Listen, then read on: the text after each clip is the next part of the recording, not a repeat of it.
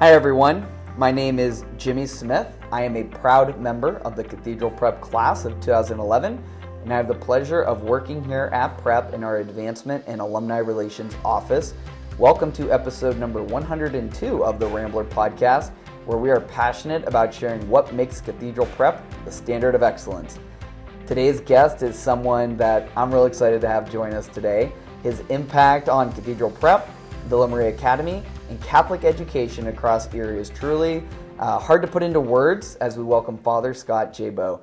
Father Jabo dedicated nearly 3 decades of his priesthood to Catholic education, shaping the academic and spiritual lives of thousands of students and families.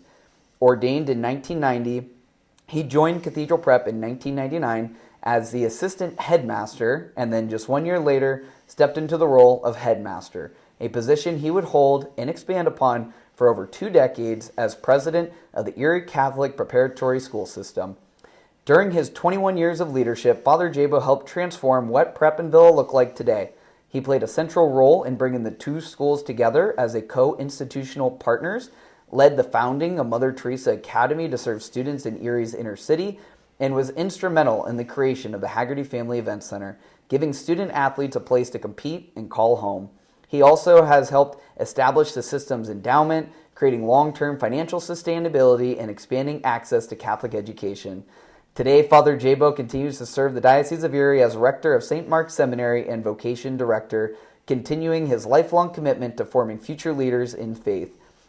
But more than titles and accomplishments, Father Jabo's legacy is found in the people like myself sitting here today, through generations of students, alumni, families, and colleagues whose lives were shaped by his leadership, his vision, and his unwavering commitment to Catholic education. So as I mentioned in the beginning, Father Jabo, I am thrilled to have you join us today. Welcome to the podcast. Thank you very much, Jimmy. It's very good to be here. I was mentioning to you before we just started recording, I'm personally just so thankful to you. It's no secret that I bleed black and orange, and I love Prep. And a lot of my experience with the school is because of things that you and leadership teams that you were a part of and the board of directors had done, decisions that were made. You helped make my Prep experience what it was, and so many thousands of others of us, and Villa and Mother Teresa Academy too. And so I just personally want to say thank you for all your service to the school and what you did to help me personally just make it such a great experience. Very kind words. I deeply appreciate it, and thank you for all you're doing for the school now as you carry on that legacy and carry on the mission of the school. Yep, it's a big task standing on the backs of giants like yourself and others who have come before us. But it's one I'm proud to carry that flag forward for the school and represent in the best fashion that I'm able to. And yeah, I think about when I came back to work for Prep just 6 years after I had graduated. Tom Schumacher had hired me to work at the Events Center, and I remember meeting with you and Tom and just then beginning a professional relationship with you as well, as you were president at the time of the school, and just being able to see behind the scenes, so to speak, about what it takes to run an institution like Prep and Villa and Mother Teresa Academy, and always enjoyed getting lunch with you and being able to hear about the things happening with the school. And it was a different hat I got to wear, but to see the behind the scenes with you for a few years there was a lot of fun as well. Yeah, it was good. It's been good. Yeah. So I guess, where would be a great place to start with the conversation is, maybe asking about, thinking back to those years of 1999, 2000, when you first got introduced to Cathedral Prep. What really stood out to you the most about the school, its culture, the people? What were some of your initial impressions when you first were stepping into the assistant headmaster and then headmaster's role? Well, I previously taught at other schools, Bradford Central Christian in Bradford, Pennsylvania. Sadly, that school is closed, and I was there for 2 years. Then 6 years after that, I was at Elk County. I was Elk County Catholic. It was called Elk County Christian High School at the time. So those were co-ed environments. So coming to a place that was a single-sex school, all-boys school, was unique. And I'd heard about Cathedral Prep. I knew the reputation. I'm a product of Warren Area High School in Warren, Pennsylvania, so I was not part of that Catholic school environment in growing up. But after having some experience in the classroom, campus ministry at two previous schools, which were great experiences, very good schools. And then coming to Prep had a very good reputation, and to become a part of that was exciting for me.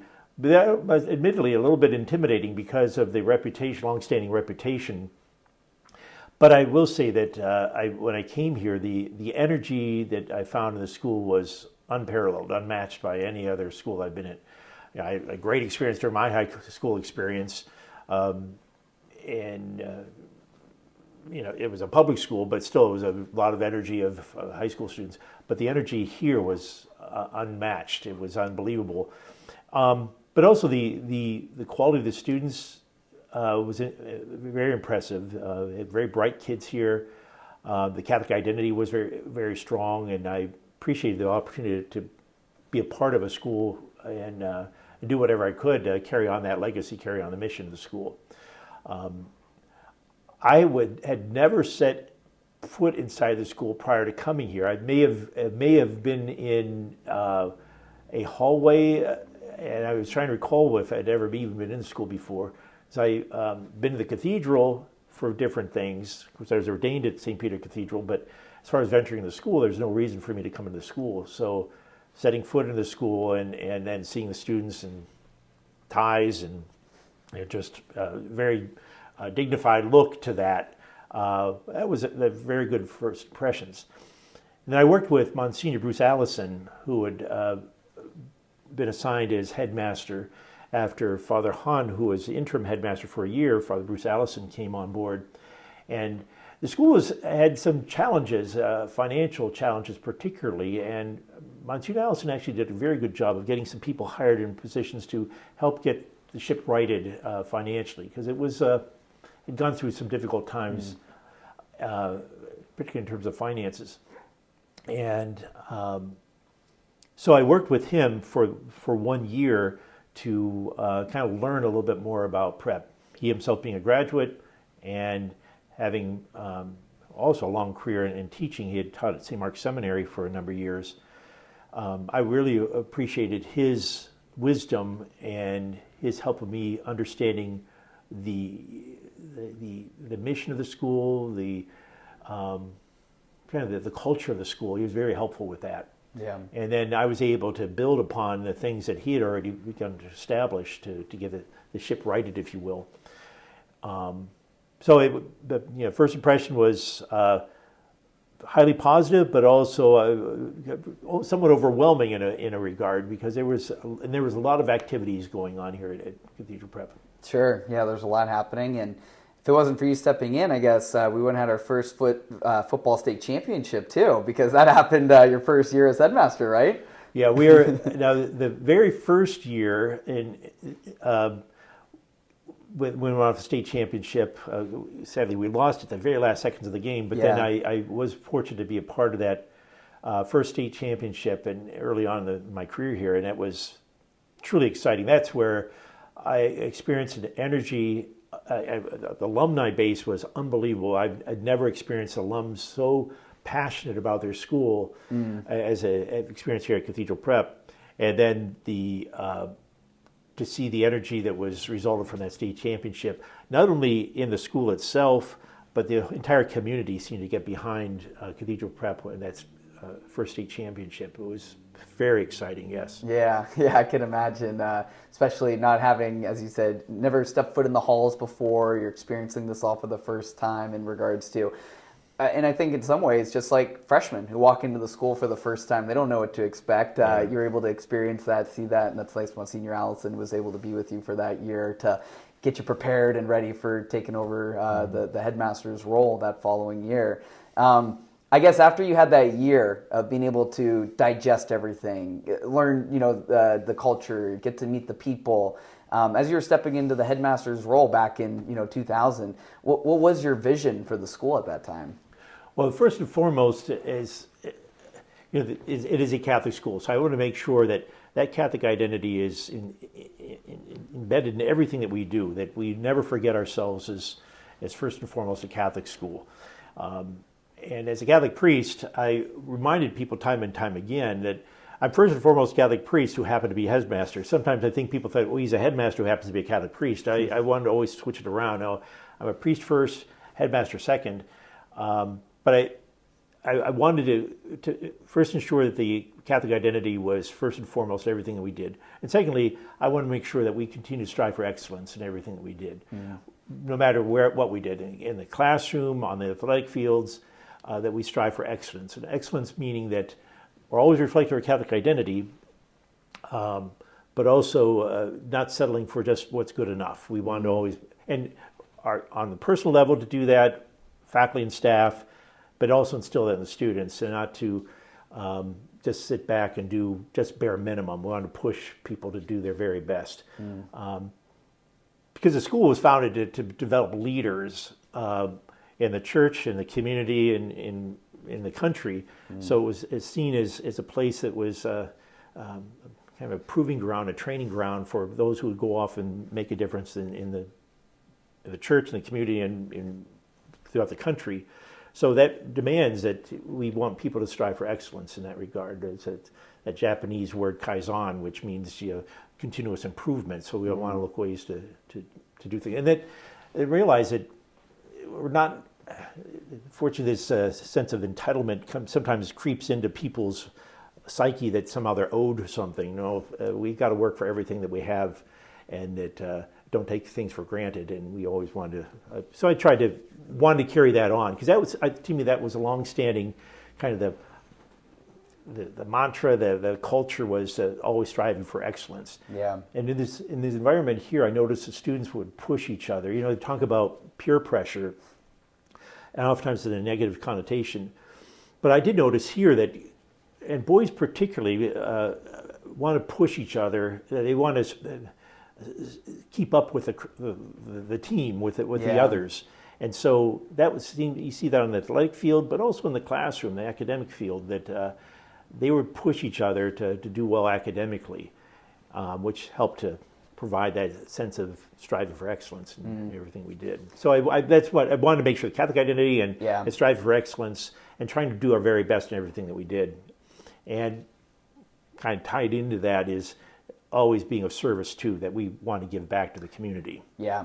Well, I love that too, and how you're saying the school was founded in the process of developing leaders, future leaders, and this was more or less a training ground to be able to get those kids, those students, ready to take that next step in their lives and their adulthood. It's like the mantra I know I always heard when I was a student, coming from yourself, is prep isn't a 4-year decision, it's a 40-year decision. And people still say that to me today, reflecting back to, as you would say that at, in the auditorium for quarter sessions or at an open house event. It was a key mark stapled statement that resonated with all of us, and it's so true, and it speaks to exactly what you're talking about. And when I open every podcast episode up, I'm talking about how Cathedral Prep is the standard of excellence. And by having our guests on, we get to display what our alumni are doing out in the world, being leaders and striving for excellence in their professional career, and how that started at their time at Cathedral Prep or Villa Maria Academy. I really love that. Yeah. As you reflect on those early years of prep, before we necessarily became one corporate school with Villa Maria Academy, Mother Teresa Academy, what were some of the key decisions or key moments early on in your career that you look back at this time at prep and that really helped set the trajectory into prep's future of what it would become? I think one of the most important things that I had to do, because my role as headmaster is I had great responsibility of making sure the school stayed on track, but I can't do that by myself.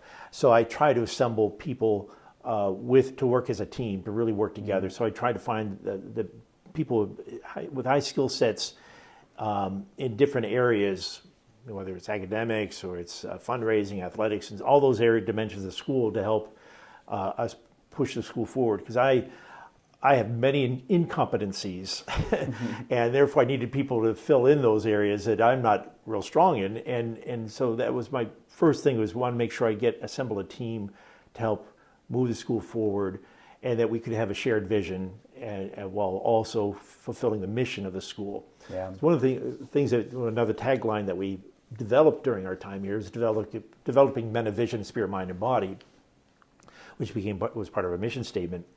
And so that was that was something we wanted to make sure that we all understood what that meant, and was not coincidental. Spirit was the first dimension that we talked about, spirit, mind, and body, because spirit, we want to make sure that we touch the heart and soul of the person, that we develop that spiritual sense, their understanding who they are before God, and all that is the core understanding of our being, is that relationship with God, and then that would carry on through everything that we did.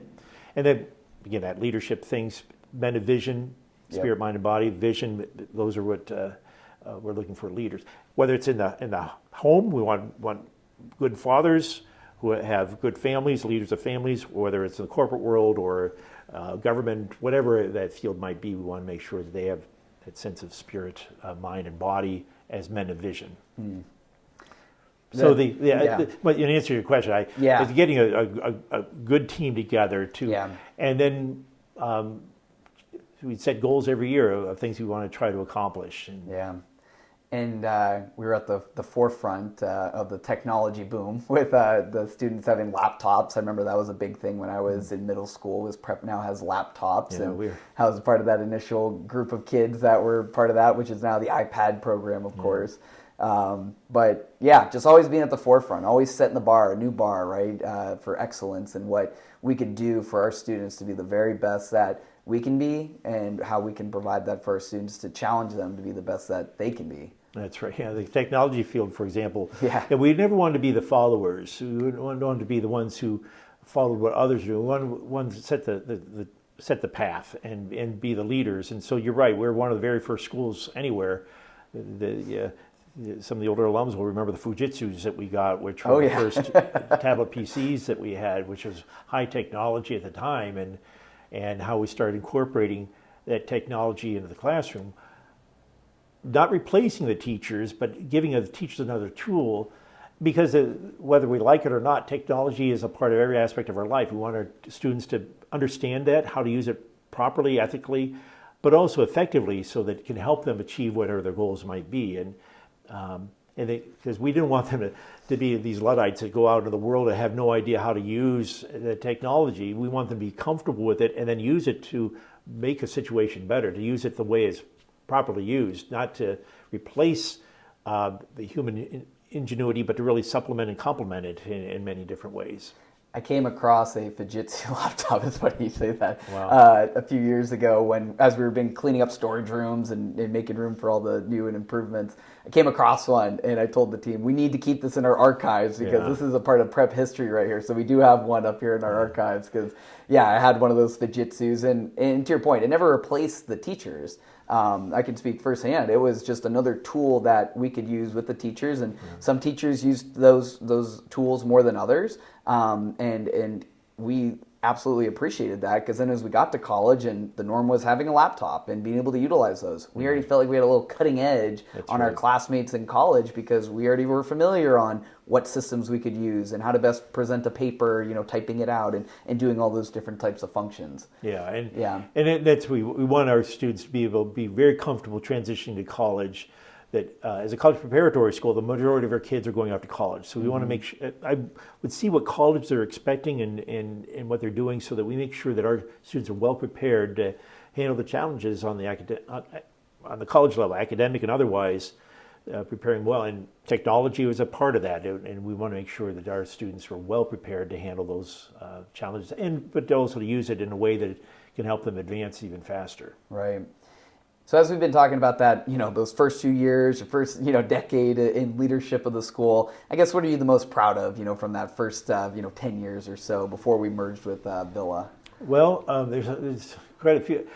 It always comes down to the students. I've seen students. I remember several times students who were not actually parents who.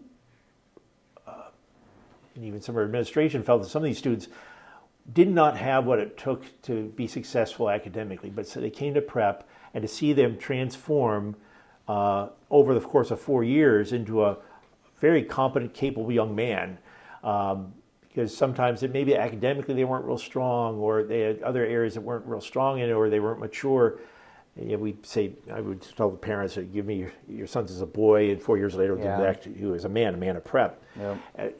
I think the thing to watch the transformation over the course of 4 years was something I really appreciated, is seeing the change in students, seeing that early on, and being able to see these sometimes boys who didn't seem to have much with it, but to see them transform, and then all of a sudden they're getting to colleges, and they're discovering skills and developing skills they never thought they had before. And parents, and even some faculty members who thought this kid is never going to amount to anything, and to see that now transform into a young man, a responsible, mature young man who then goes off to college. And I see them now, and they're responsible young men with families or careers that are, you would never imagine a young man doing that at the time when he was a student.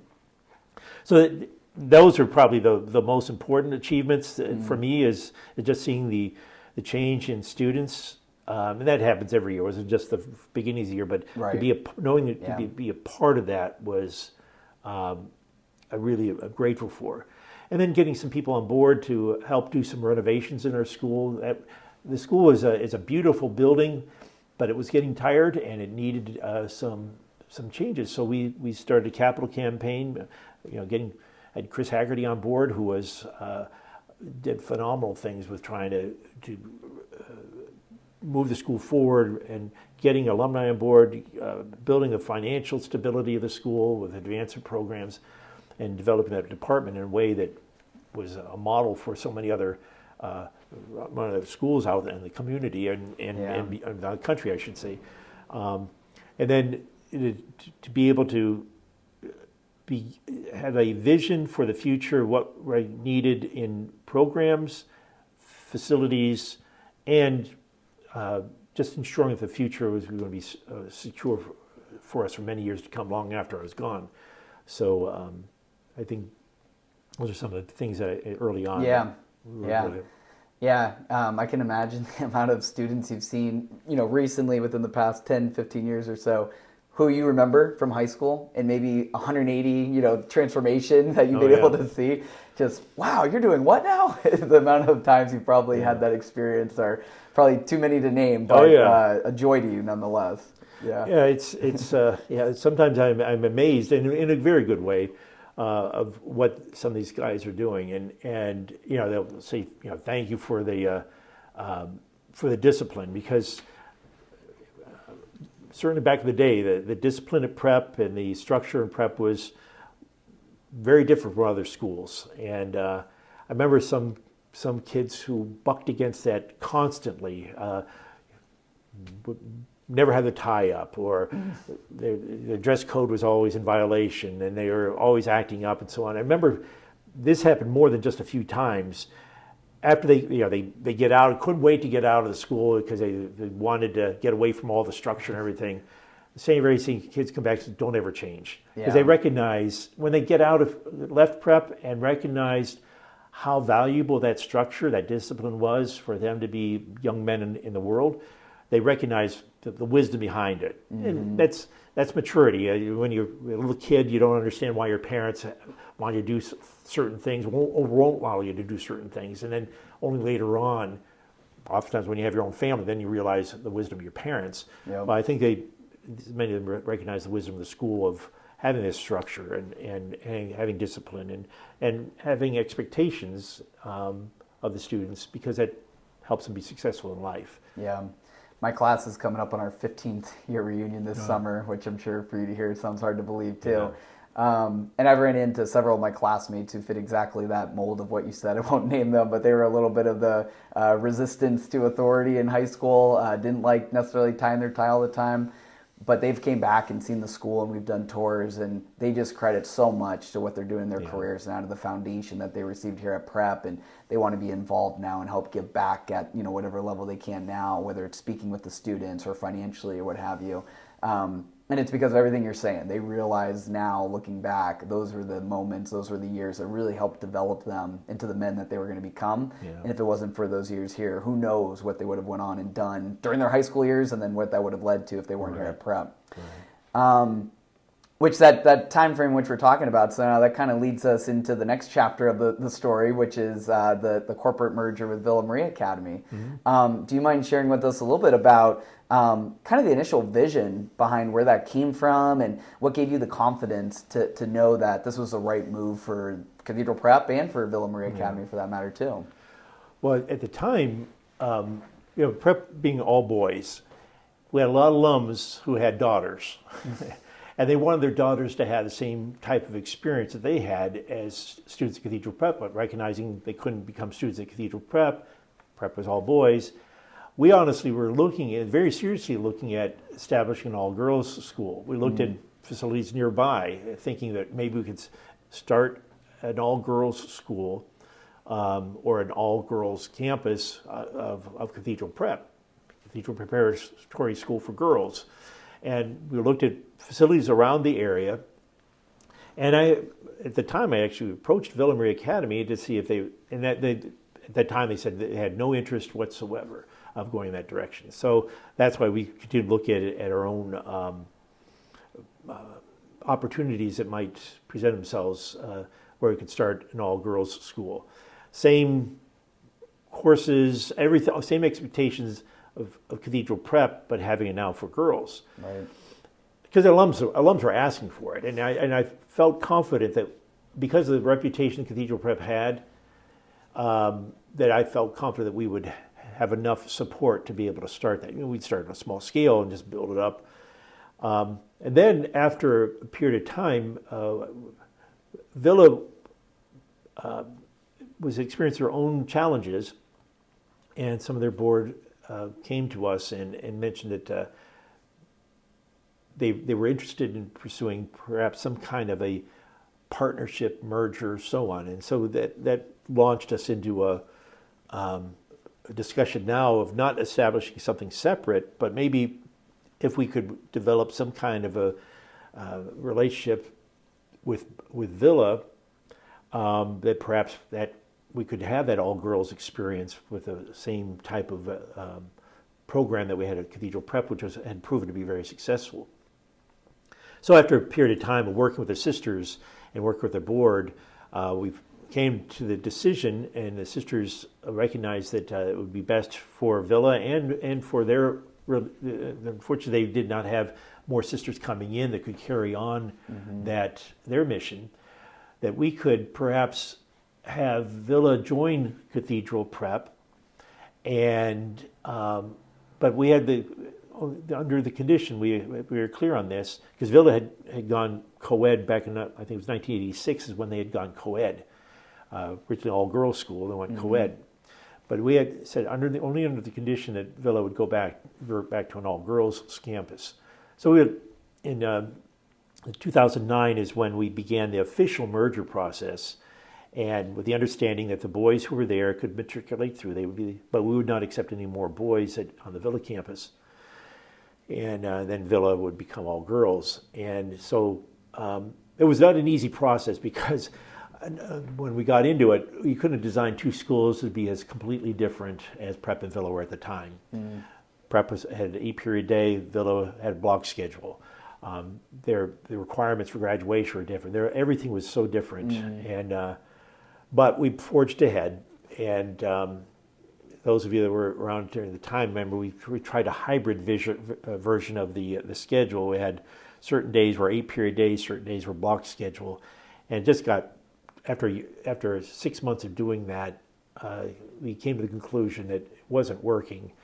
So we did the 8-period day is what we felt, and I had done a lot of investigation to it for what I felt was our purposes. The 8-period day where they had the classes every day seemed to work best. I checked with schools all across the country that had reputable academic programs, and most of them, the vast majority of them, had either 7 or 8 or 9-period days. They did not have the block schedule. In fact, some had started the block schedule and went away from it. So. Some there's certain advantages to block schedule. I'm not saying that block schedule is not the right thing to do. Yeah. But for our purposes and for what we felt would be the best for our program here, we decided to go with an 8-period day where the students have classes every day. and Villa. So Villa went with that direction. So we had the understanding we had one school, two campuses. Yeah. Prep all boys, Villa all girls. And we wanted to make sure that the charisms of the sisters would be carried on and even enhanced, if you will. We want to make sure that that legacy of the sisters would be maintained and celebrated and lived on the Villa campus. And then we also looked at ways to share faculty between the two and having different programs in common. Plays, for example, we had students for both Prep and Villa together for plays and other activities like that. And even then clubs and music programs where we could share, have students combined with those, still maintaining their unique and separate identities in some fashion. We're one school, so we want to make sure that we're still one school, but recognize girls have there's certain things that are best for girls, certain things that are best for boys, and wanted to make sure that gives an opportunity to address those learning styles or just the culture of girls, boys, where girls could not have to feel shy about speaking up in class because they didn't want to appear smarter than the boy next to them because they like the boy or being distracted, or some of the boys being distracted with the girls. Now, I'm saying that now the Prep is all is all co-ed, so but that was the logic of thinking back then. So I know things are quite different today, but that's what went into that process. So from 2009 to 2010, there's a lot of legal wrangling we have to do with the Pennsylvania Department of Education, the government programs, and so on. We had to make sure that all the I's were dotted, T's were crossed, and then officially in 2010 is when we became the Erie Catholic Preparatory School. That we recognized ourselves as being a Catholic school, college preparatory, and so we'd have the same mission, if you will. And then developing men and women of vision and spirit, mind, and body was our tagline or mission. So we adjusted the wording of the mission statement to take some of the components of Villa's mission statement, which we felt were very well worded, incorporated with the Prep one, and so that we had one mission statement that really spoke to who we were and who we strived to be. Yeah. And I was part of that. You mentioned the hybrid group. I was a student at Prep when we did have, I remember the year or the 6 months, as you said, of the 8-period days and the block scheduling. So I do remember that time frame. I also remember I was either a sophomore or junior when you pulled the whole Cathedral Prep student body into the auditorium to make the announcement of this corporate merger. I also remember, shame on us boys, you had announced that you would be transitioning from the title of headmaster to president. And of course, the whole student body started to hum a presidential tune for you to be able to celebrate the new title. That's one of the aspects of Prep, which is so endearing, but also challenging, because there's a lot of creativity amongst teenage boys to begin with, and you get these very bright boys who are very creative. Whether it's a cheering, going to games in the cheering section of the boys. I mean, you listen, and I have to listen a few times to hear what they were saying. It'd be very creative cheer, very inappropriate cheer. Right, yes. And then, I'd chuckle about it afterwards. I had to put on a stern face because it was so highly inappropriate. And then I'd get phone calls from their teams parents and stuff like that. But that creativity is something that is if it's channeled the right way, it's a very good thing. Yeah. Teenage boys, they're just letting it all go to get a good laugh, and of course that's one of those things that they were singing the Hail to the Chief or whatever it is. Right. Yeah, I have very specific memory of where I was in the auditorium, you standing up there with the microphone, making that announcement, us doing that, and it wasn't in a mean of disrespect. It was just teenage boys being silly and goofy, but still understanding, your position now. But yeah, that's exactly right. I'm sitting here cracking up because I was a part of a lot of those, creative, cheers and chants and whatnot through the years. But yeah, and those are some of the things of the culture, right, that we were talking about earlier that, you come to appreciate and learn, and where to rein it in and where to let boys be boys, so to speak, too. Yeah, that was always a balance. Letting the boys be boys, because that's important. but also recognizing there's also guardrails you got to have Right. put on that. You can't let them just run loose and do whatever they want. But find that balance and letting them be boys without, as long as they're not doing serious harm to someone or themselves, and not getting ourselves in legal trouble, those types Right. of things. You're right, and something like that. It's kind of fun, and I wasn't sure. Certainly didn't take offense to that. Yeah. But it's just I never would have even thought of that. But Right, of course. those minds are. They were ready. Yeah. And being a father for myself of 2 boys and 2 girls, just how exactly my thinking with my boys are, you got to let them be boys, and you do have to keep the guardrails in for sometimes safety, sometimes disrespect to adults. And then girls are so different too. So I'm sure as you got into the Villa culture and you got to work with the young ladies over there at Villa, I know Bob Achille had spoken about when the school became, co-ed and girls in class, and how much fun it was to have girls in his classroom, and they would come up and thank him afterwards and were so kind and polite. He goes, I've never experienced this before. Right. Yeah. Well, it's interesting. And Bob Achille is a great example. Mrs. Mullen. Yeah. The older alumni I remember is Miss Maxwell. Mm-hmm. She had serious concerns about going over to Villa to teach the higher level math courses because they didn't have anybody to teach that class. So she would go over there every day, and she said, I don't know if I can teach girls. I've never taught girls before. I remember coming into my office and saying, yeah, I really love being over Villa. She said the girls are serious about it, and the antics that the boys sometimes do in the classroom, she didn't experience that over there. Just as you said, said thank you, and she loved being over there. She said, I never thought I would enjoy teaching girls as I did. So I think there was, because never having that experience before, and then experiencing it was really a positive experience. Myself included, after being with these boys for all these years and going over being with mostly girls, I wasn't sure how that would go, but it was a change. But there's more drama with the girls than I had with the boys. A little bit more emotional. Yeah, a lot of emotions. Being a father of girls, I can say that it's a lot more emotions.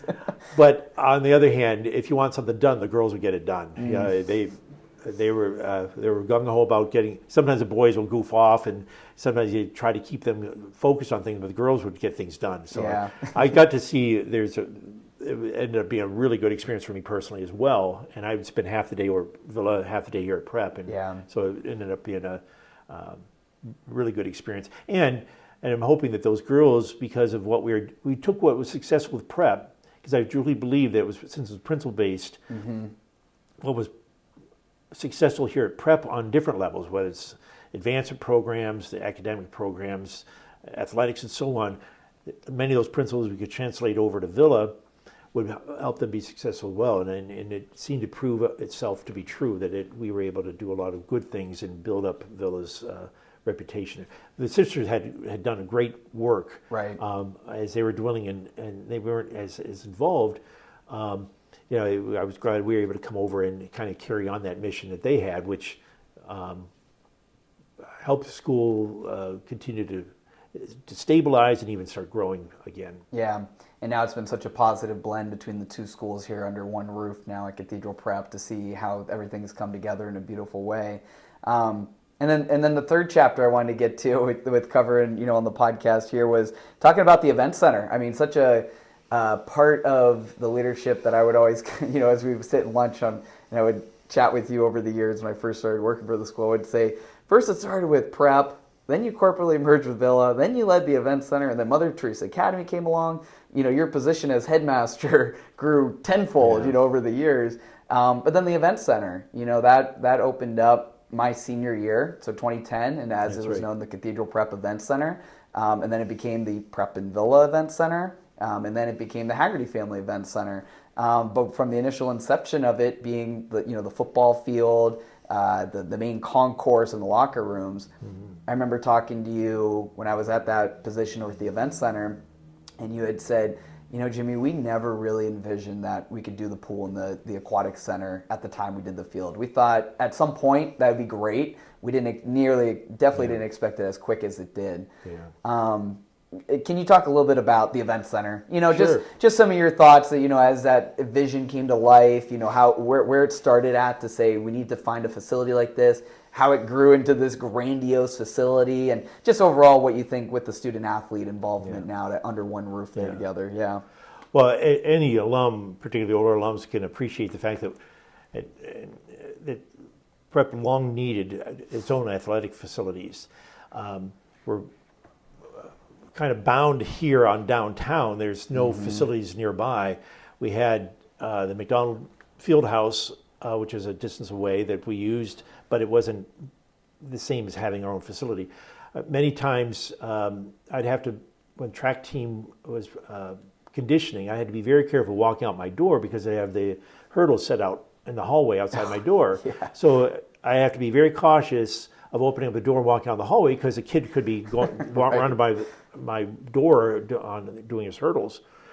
And that was, we made use of the building because that's all we had, and we didn't have any place to feel. And we would have to rent or borrow different facilities for our various programs.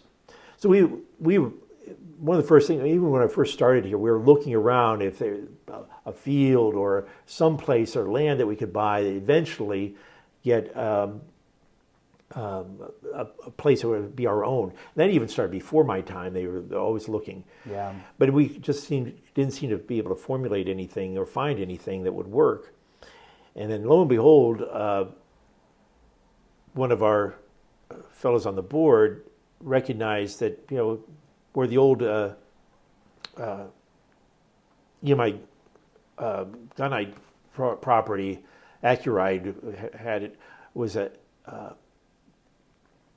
plot of land that was vacant. The buildings had been torn down. It had been heavy industrial at the time, years previous to that. Now it's just an abandoned field, and he said that might be available for us. And it didn't look like there was enough property until we drove up onto it. And then there's 13 acres up there that you would not think that there would be that much land. But so you start to envision things that could be there. And we had some architects look at it, and they began some mock-ups of how the field might look. Of course, then the money would be the big issue. How do you raise money for this? So we found some very generous benefactors who thankfully believed in the vision and saw the need and were very generously supportive of it. So the first phase of this, when we raised the money for, was the track and the field, so we could have field and track events, have football and soccer, and then the center concourse area where we had some locker rooms and concession area, and of course the seating on the one side.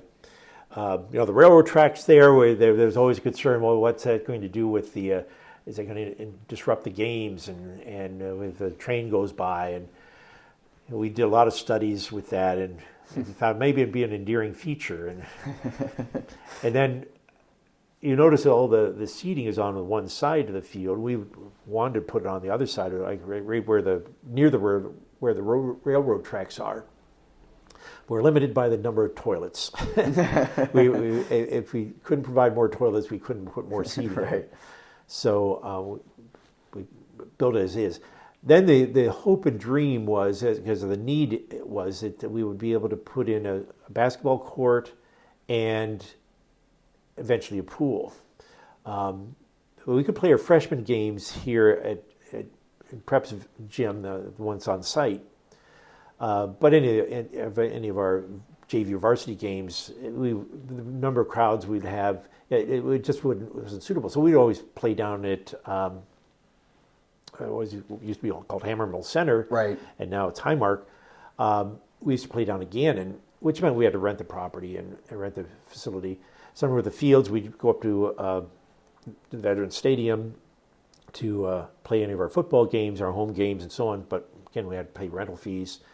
But now we had our own field for football and soccer, so we didn't have to go elsewhere for our home games. We had our own home site. Yeah.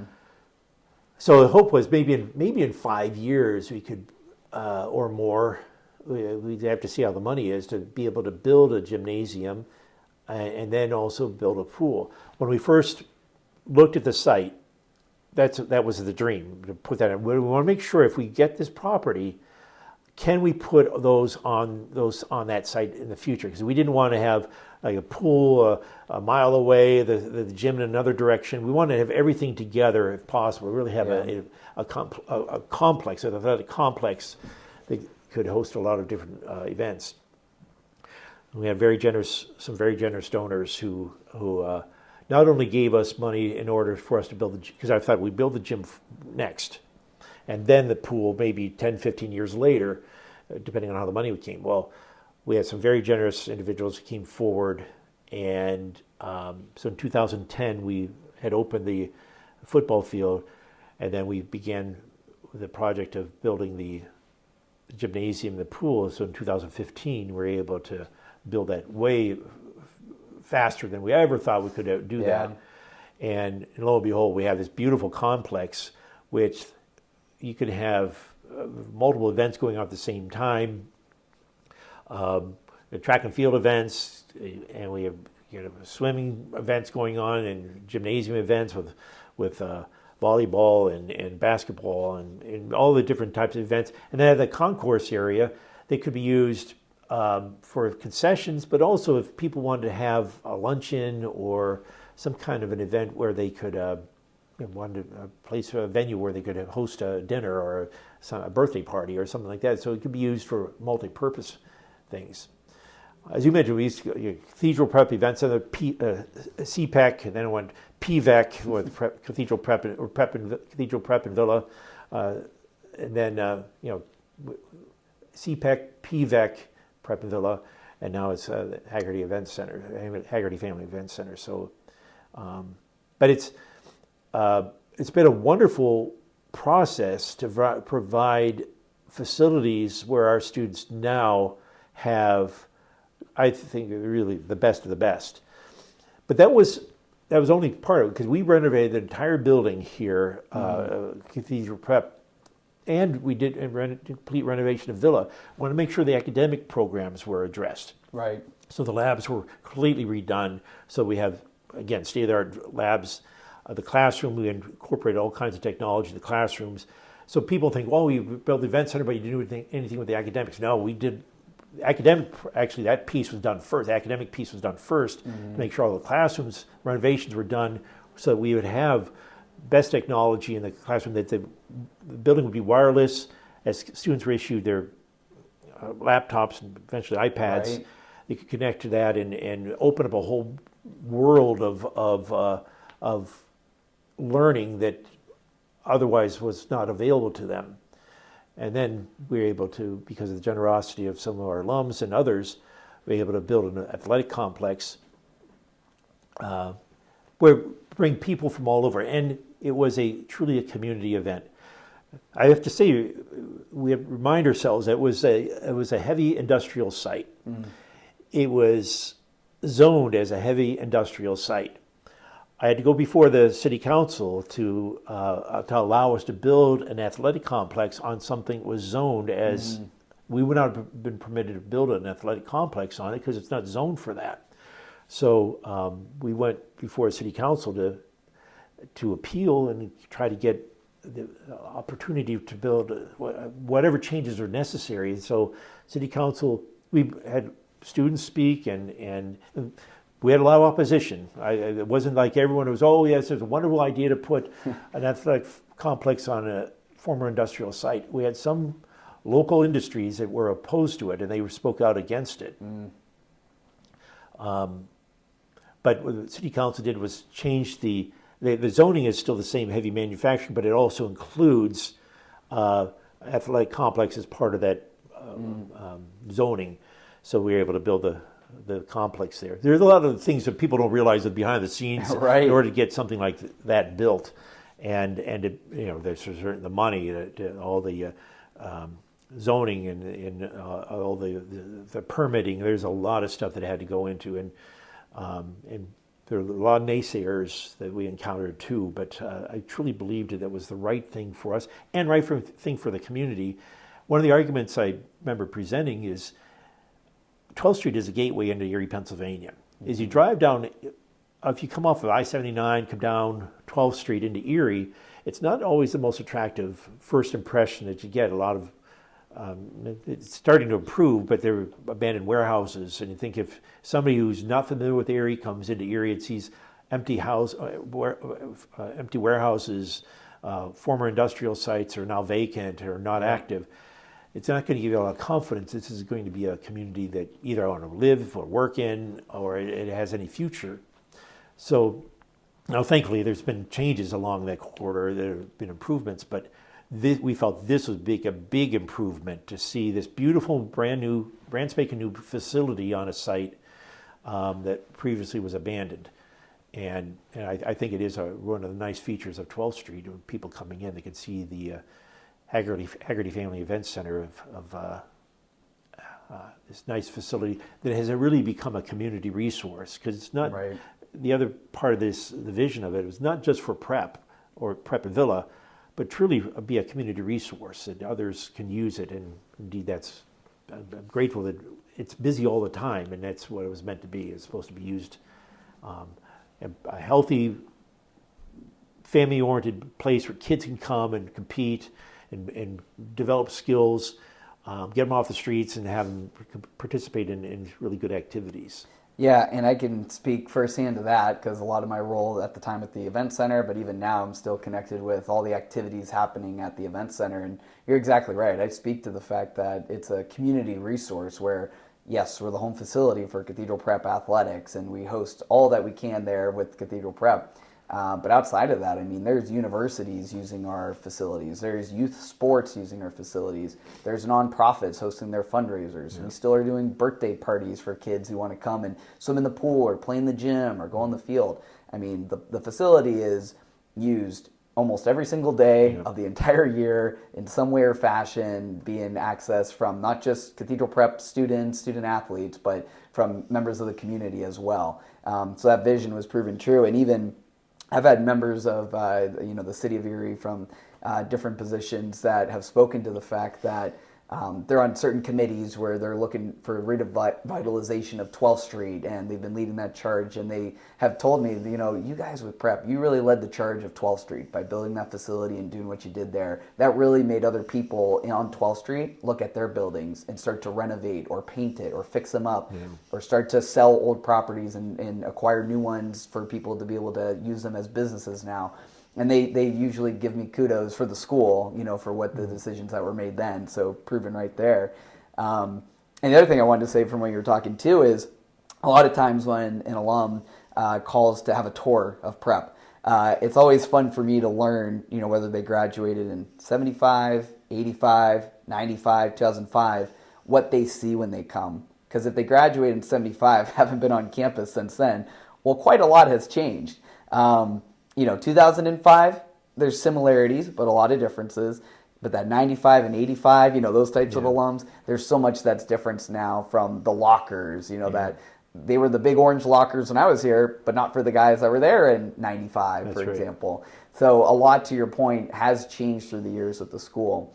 Even the renovation of the auditorium. I was a freshman for the old auditorium. Yeah. I came back my sophomore year to the brand new auditorium. So for me, I remember that mile marker in terms of the school's history. So when I bring an alum who graduated after that time, they're used to it. But prior to that, it's a brand new auditorium too. So just to say, if you're somebody listening to this episode and you want to come see the school, reach out to me and I'd be more than happy to facilitate a tour of the school's campus. We'll go up to the event center if you want to see all the things happening there, if you haven't been to the event center, because that's a beautiful property too. But it just speaks that all the hypotheses that you and others that had back then about what that facility could turn into were proven right by a lot of what I've experienced firsthand now on the back end of it. Yeah, we really wanted to keep moving forward. Every year we looked at different ways that we could improve what we've got. For example, the music and arts program was very weak when I first got here. Really, basically nothing. And one of the reasons we redeveloped the auditorium was to be able to provide a facility where we could have better plays. And we hired some people, and they started the MVP program, Music, Visual, and Performing Arts program, which was badly needed because we were losing students because much of what we did, we want to make sure we attract students too, because if we don't have students here, we don't have a school. We want to make sure we had programs that attract students here. So music and visual arts and performing arts, we recognize that was a glaring weakness that we had here. Great students and great part of any type of formation education is to have the arts represented. And we were losing kids because they didn't have much offerings. But now the investment that we put into that helped to highlight that program more. And then the renovations that we did, the facilities helped to facilitate improving those programs. Yeah, certainly. Well, we've covered a lot of ground on this episode, and I think we're going to need a part 2 at some point, because I'm just sitting here, and when we're approaching almost an hour sitting here talking, and I could go on and on with you just about all these different things and dive deeper into some topics. But I think where I want to end the podcast on one last question for you is, just when you reflect on the years of leadership that you've had at the school, just all encompassing, all the different, decisions, conversations, board meetings, and student impact, and things that you've been speaking of. I guess what resonates with you the most, that really sticks out about your time in leading the schools during your tenure at Prep and Villa and the school system? But to me, it's not just about buildings. It's not about that splash stuff. It's about each individual kid. Because so many of the kids, to see how they came in, some came from very difficult family situations or economic situations, and probably would not have had much of an opportunity for a future had they not come here. I could probably countless names that I come up with and faces that I come up. That was, for me, at graduation, it was always almost very emotional, because I look at the faces of the kids in the auditorium who are on the verge of graduating. And I remember stories of so many different ones when they came, and their parents pleading for financial aid, or please take my son in, or eventually my daughter at Villa. And to see this boy who had probably very little future otherwise, and to see him on the verge of graduating, and in those white tuxes, and for the girls of the white gowns, it's such a classy, dignified look. And then I think we've done our job. We've given them every opportunity to be successful, not monetarily successful, but successful in terms of they've identified their God-given gifts, and now we're sending them off into the world to do good things. And to look at those faces, that was always standing up on the stage when you could see their faces and know that these young boys, now men, these young girls, now young women, are now equipped with tools they never would have had otherwise now to go off to be successful. And to me, that's the most important thing for me during my time here, is to see that I may have made a difference in the lives of these students, these kids, who are now become young men, young women, and we're setting off in the world. And to see what they're doing now, I run into a lot of different ones around the community, and seeing what they're doing now, I'm just pleased that they were able to experience a prep education and become the person that really God has created them to be, and that they're contributors to society rather than parasites, leeches, or people who are taking away from society. They're really contributing and making the world a better place. Well, I hope I'm one of those that you see in a proud way. Absolutely. And then I'm also a testimony to exactly what you said, being a student who benefited from exactly what you spoke of, going through the process of 4 years here at Prep under your tutelage, your leadership here at the school. As I started the episode saying how grateful I am to have been at Prep at the time that I was there, as I know so many other of us that would speak so highly of you and what you were able to do for the school during that time frame. I'm so passionate about what I do here. I love what I do because of the experience that you allowed me to have as a student here. So, like I said, that kind of concludes the episode. As we're, just kind of closing here, just thank you again. And we're definitely going to have you back on for a part 2, because I feel like we just chipped the beginning of the iceberg of all that we could really chat with you about. But again, just thank you so much for coming down to do this episode, but thank you for your leadership of the school during your tenure with us. Well, thank you, Jimmy. It's a privilege and an honor to be able to be a part of this, your podcast, and to have been part of the the Cathedral Prep and Villa Maria Academy and Mother Teresa Academy experience. Yes, sir. Thank you so much.